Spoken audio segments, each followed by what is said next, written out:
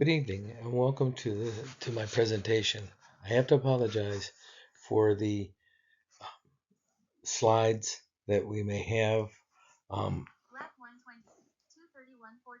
that I have here because I couldn't get the video to work on my computers. None of them.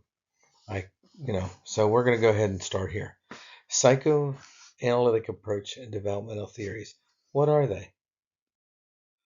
Goals of this presentation are to describe what they are, all the theories, how they benefit us, and techniques we can use. Introduction. We are going to go over behavioral theory, cognitive based theory, psychoanalytic theory and the history of them, and also we're going to go over family systems theory. So let's describe what is behavioral theory.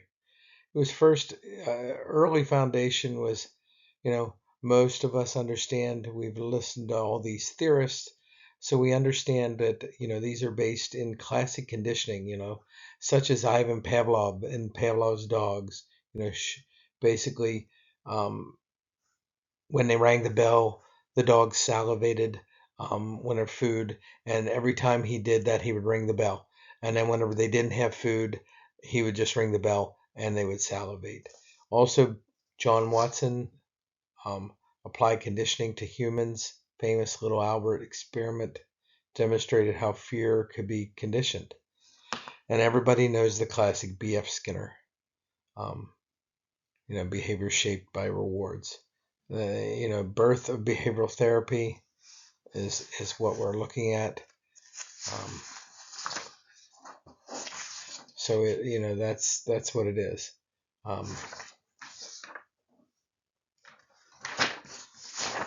Next, we would go over to what is behavioral therapy. Like I said,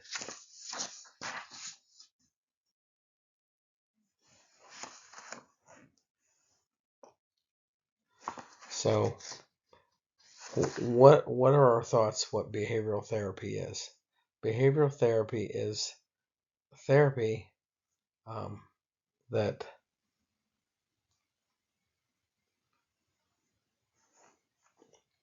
it basically is a form of psychotherapy that focuses on changing unhealthy and maladaptive behaviors to apply principles to the learning.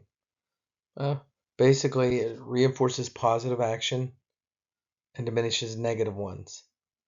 So basically, you're learning the behavior, action-based, goal-oriented. So what are the techniques? Classic conditioning. As I said, Pavlov's, what did he do? As far as operant conditioning therapy, B.F. Skinner, as I talked about, and modeling social learning, self-management techniques. What does that mean by self-management techniques? Self-management, keeps keeping a diary, a log, behaviors and triggers and consequences. Those are things that are going to be needed in therapy.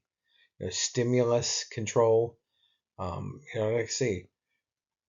How are we doing that? Reducing the triggers, such as removing alcohol from the home. Behavioral rehearsal, practicing new skills, repeating until they feel natural. Relaxing and stress reduction techniques. Muscle relaxation. Breathing exercises, biofeedback. Using devices to monitor and control. Physiological responses, and token. Specialized procedures, token and economics, flooding.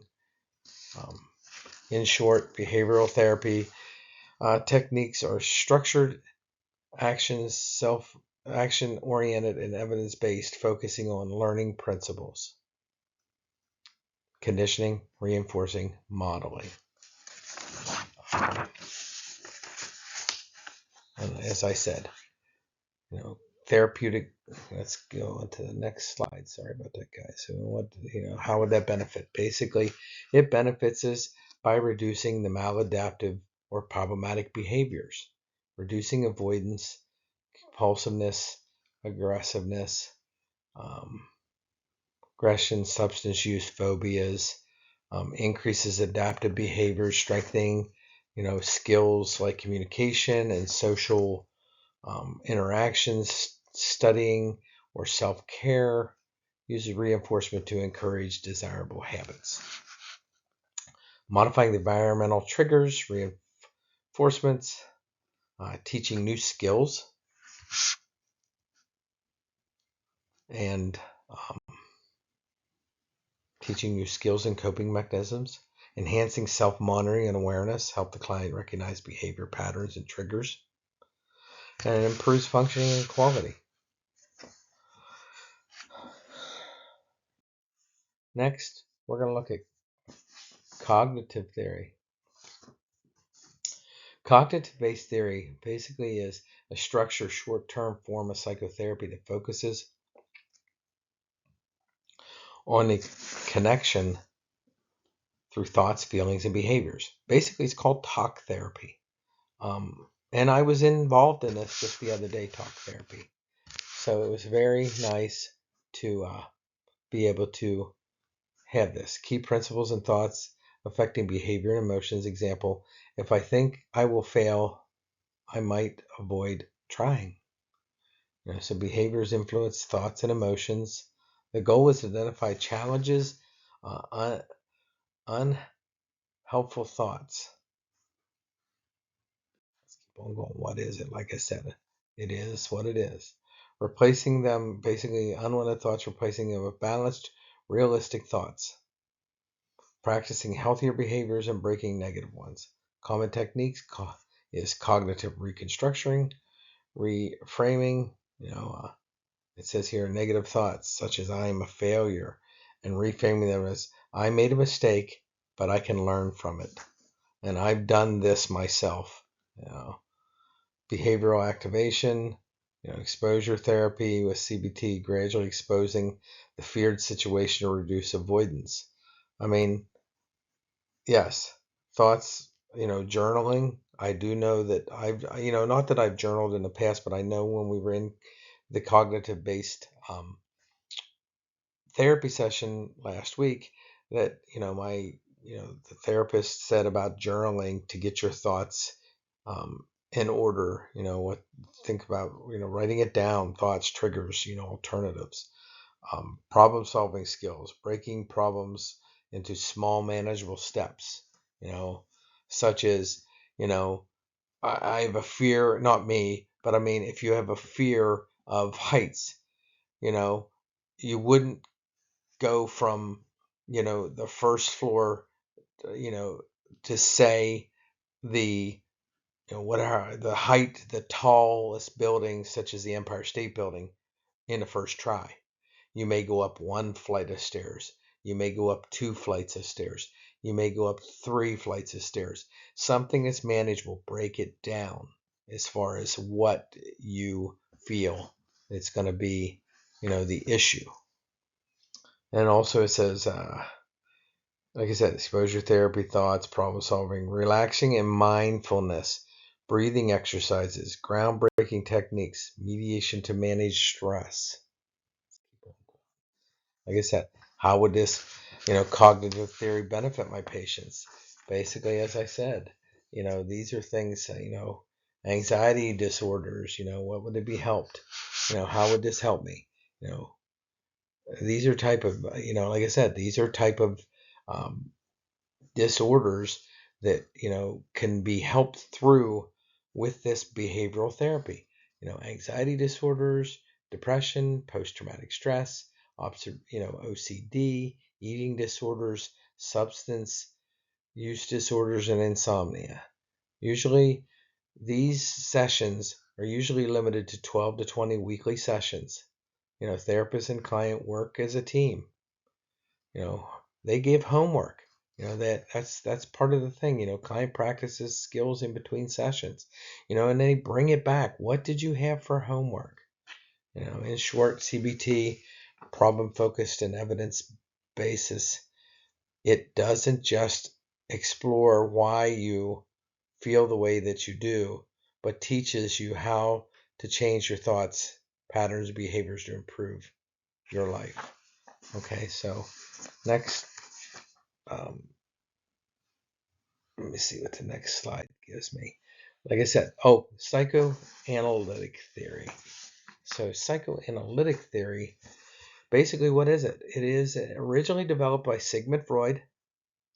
It is a modern, shorter, and less intensive evolution of psychoanalysis.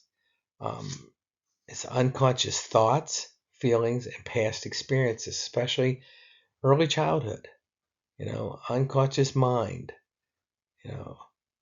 past influences, early relationships such as your parents or caregivers shape how you relate to others later in life. What defense mechanisms have you learned? We'll keep going. It says here, what is psychoanalytic versus psychodynamic? This is what we're talking about.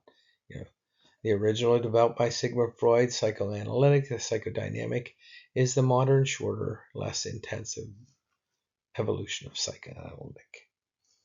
Past influences, defense mechanism, transference. Feelings towards important people in one's life can be unconditionally redirected towards the therapist. Insight leading to change. What how does this benefit? What are our goals? Be bringing unconscious thoughts and feelings into conscious awareness, understanding and resolving deep-rooted conflicts, improving self-awareness and self-understanding, developing healthy, more fulfilled relationships.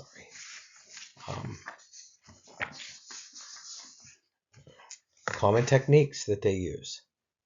Let me see if I can. Hold on. Now we'll have this here. Common techniques. Free association, saying whatever comes to mind.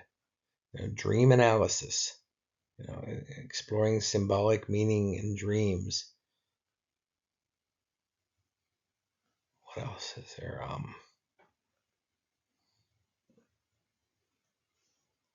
Conditions this can help with. It can help with depression, anxiety, personality disorder, relationship difficulties, trauma-related issues, and chronic emotional struggles. Like I said, structured psychoanalysts, traditional form, multiple sessions per week, lasting years. They can last years. The psychoanalytic patients may lie on a couch with therapists out of sight. The classic, I'm going to the psychiatrist, and I get to lay on the couch while they get to sit behind me and take notes. Or the psychodynamic theory, more modern, once weekly sessions, often shorter time, usually months to a year, and it's a face-to-face with the therapist. In short, psychoanalytic and psychodynamic theories aim to uncover the hidden roots of the psychological problems, focusing on unconscious process, past experiences, unresolved conflicts. Unlike CBT, which is structured and skill-based, psychodynamic theory emphasizes self-exploration and long-term interpersonal change. So, what else?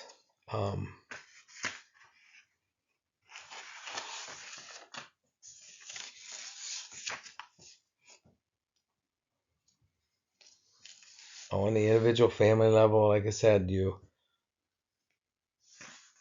so we'll go on to the next one, family therapy.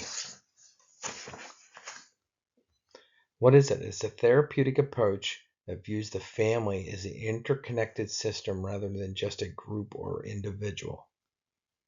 The idea, problems in one's member often reflects the family dynamics. Rooted in it says the work with Murray Bowen and later expanded to therapies such as Salvador Minuchin. Okay. So basically the core principles, who does it benefit? It benefits what is family therapy. We went over that. It also basically changes it says here, interconnectionness. A change in one family member affects the whole system. Basically if dad changes and it's a family group therapy, then the whole system changes. Patterns and roles, family develop habitual ways of relating, caretakers, scapegoat, peacemaker, homeostasis. Family seeks stability, sometimes resisting change even if it's unhealthy. You know what I mean? It reminds me of, you know, uh, basically, let's say like the movie Goonies, Chunk, he was okay with the way that they treated him until the kids came around and saw that he was important and that he was, good, and they shouldn't treat him like that. And, and that's just what it is, as far as that, transmission, patterns, beliefs, um, boundaries. Healthy families balance um, closeness and interdependency, in disengaging boundaries. What is the, let's go on here. What is the goal? Like I say, who does it benefit? Like I said, it benefits the families, improves communication. The goal is to improve communication and problem solving within the family, identify and shift unhealthy family roles or patterns, strengthen support and emotional bonds, help the family members understand each other and respect, foster healthier boundaries and independence. Next, um, you know, common techniques or genograms, family mapping, showing relationships, reframing, role playing, structure techniques, communication training. And the goals is to help with is children and adolescent behavioral problems, marital conflicts, divorce and blended families, um, substance abuse and addiction, eating disorders, traumatic recovery, and intergenerational conflicts, grandparents versus children. Family therapy sees the family as an ecosystem instead of labeling one member as the problem. And I remember this, it basically hits home because I remember being in therapy when I was a kid, family therapy, because my mother had been divorced and was on her second marriage. And all of the kids, my four brothers and sisters, older brothers, didn't see their dad. And so it was kind of hard for them when they were little. So we would all go to therapy together, even myself, because I was part of the blended family. So it was kind of interesting. So in summary, those are the four different theories that we presented here today. We'll go over them again. Behavioral therapy, cognitive based, the psychoanalytic, and the family theories. You can see how, as a therapist or as a psychiatric nurse practitioner, one of these therapies can be beneficial for all of us, all of the patients that we may see. So we can, offer these types of therapies to them and see which one benefits them more. So basically, that's my presentation. My name is William Thatcher, and I am pleased to be here.